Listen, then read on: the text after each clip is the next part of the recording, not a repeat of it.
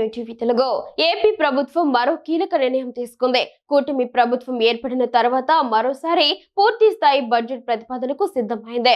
Assembly budget సమావేశాల ముహూర్తం దాదాపు ఖరారైంది.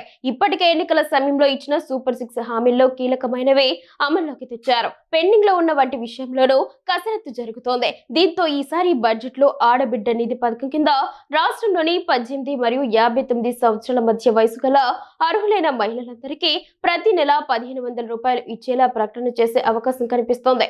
దీని ద్వారా మహిళలకు పూర్తిగా బాసటగా నిలుస్తున్న ప్రభుత్వం మరింతగా వారికి దగ్గరవడంతో పాటుగా ప్రతిపక్షానికి అవకాశం ఇవ్వకూడదని భావిస్తోంది.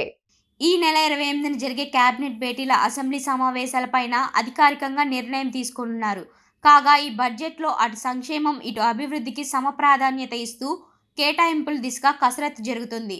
ఎన్నికల సమయంలో ప్రధానంగా చెప్పిన సూపర్ 6లో 4 పథకాలు అమలు జరుగుతున్నాయి. మిగిలిన వాటిల్లో ఆడబిడ్డ నిధి గురించి ప్రతిపక్షం ప్రశ్నలు సంధిస్తుంది. దీంతో ఈసారి బడ్జెట్లో ఆడబిడ్డ నిధి పథకం కింద రాష్ట్రంలోని 18 మరియు 59 సంవత్సరాల మధ్య వయసు గల అర్హులైన మహిళలందరికీ ప్రతి నెల 1500 ఇచ్చేలా ప్రకటన చేసే అవకాశం కనిపిస్తుంది.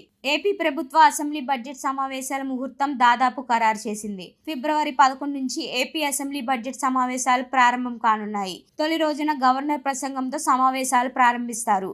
ఆ వెంటనే బీఏసీ సమావేశం కానుంది.